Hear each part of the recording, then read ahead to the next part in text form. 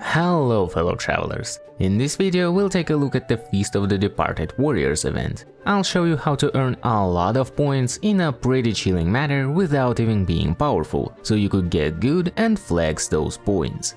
For the first boss, the only thing you need is a non-electro ranged character that can shoot up without wasting too much time, unless you have a good shield to do it safely. Support them with characters who can deal damage on distance, buffers, or other utility characters. On the other hand, abilities that require you to stay close to the boss to deal damage or holding it in place will be very ineffective here. Also, longer rotations become unreliable due to how much this boss moves, so stick to short bursts or just consistent damage. Hyperbloom is also a decent alternative here, because even though Hydro and Dendro react with Electro, they stay on the boss due to Quicken and Electro Charge specifics. Turn on every difficulty option except Time Limit and Electro Dot. If you care only about rewards, turning off HP buff and resistance to your main damage type will significantly speed up the process. Or you can just ask someone to carry you, but where's fun in that, right?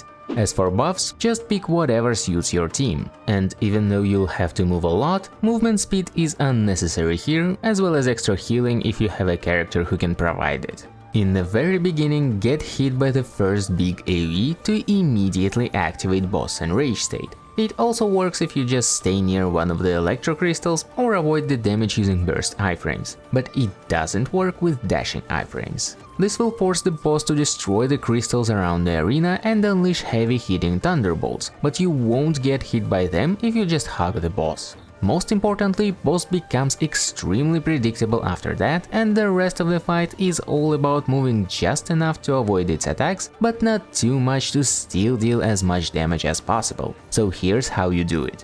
One dash through the wall is enough. Running before cage position is locked is pointless. After it's activated, just keep running until it ends.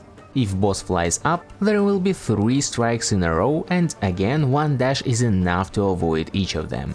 Boss dashes across the arena twice in a row, most likely stopping near the wall every time. If you come close to it afterwards, it will most likely teleport to the center, and by triggering that right after the cage attack, you'll get a good window to do your rotation properly. Run behind the boss if it summons projectiles. If you can't, keep running left or right until it stops shooting. When it summons clones around you without projectiles, it will use Whirlwind attack, and again you will be safe behind the boss. Alternatively, you can run away, but sometimes boss decides to swipe across the entire arena for no reason, so you might still get hit this way. If you stay close to the boss and dodge its attacks, the fight becomes a piece of cake, so just keep dealing damage until you win. I did this fight with Sol and Ningguang using healing just from the bonus, and I haven't even played Ningguang much before. The perfect way to fight this boss, however, is exactly the opposite. You have to stay right under it and avoid every single attack. With that, you can activate Electro Dot buff, because boss will never lock onto you. Boss doesn't move and only flies up sometimes, so you'll have to deal with walls and occasional whirlwinds. Everything else won't reach you if you stay close. This way will earn you maximum points, but it's much harder. Got hit? Reset. Wrong burst timing? Reset. Didn't find a safe spot in time? Yep, it's a reset. So if you wanna flex good, you gotta get good. Second boss is pretty much just an Eon Blight Drake with a couple of enhancements. First, while boss is in the air, it will be protected by a shield that reduces all damage it takes, and you'll have to hit its weak points 3 times to bring it down. Each of the thrusters counts as half a weak point, so at the very minimum it's 2 weak points and both thrusters. Any archer can do it, and the fastest way to handle it is to wait for it to expose its cores first, instead of immediately shooting its thrusters. If you shoot a core and then both thrusters, you'll save quite a lot of time by skipping recovery animations, and the boss will expose its cores again with the next attack. If you stay in mid-range when it flies up, you will get this pattern most of the time, although sometimes it might still shoot you first. In that case, just dash towards the boss to avoid damage. Second feature, boss doesn't lose its resistance buffs when you stun it, so ideally you want to bring 2 main DPS with different types of damage to switch between them. Preferably, it should be Pyro, Dendro, Anima or Geo ones, because there are no resistance buffs for those.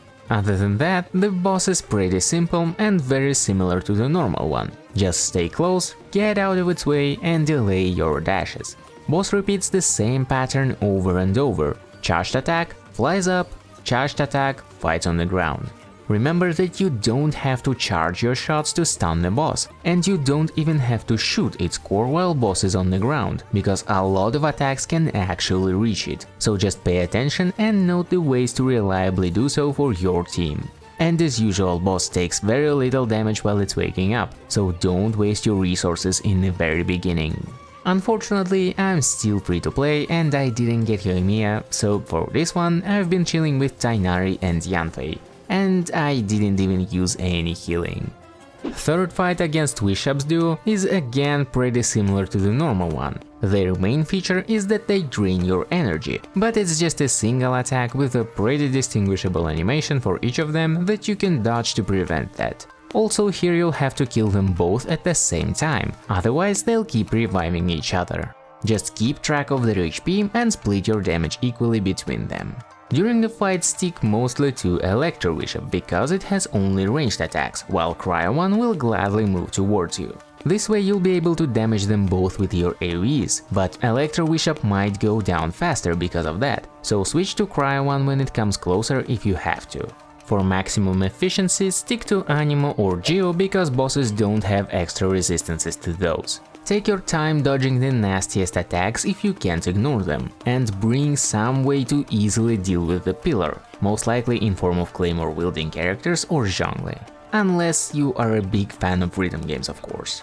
If you are not good at dodging, just make a team with main on-field character who doesn't really need energy, and bring lots of healing. And no, shields won't be enough, because if you don't have enough energy, Wishabs will drain your HP instead, no matter if you have a shield or not.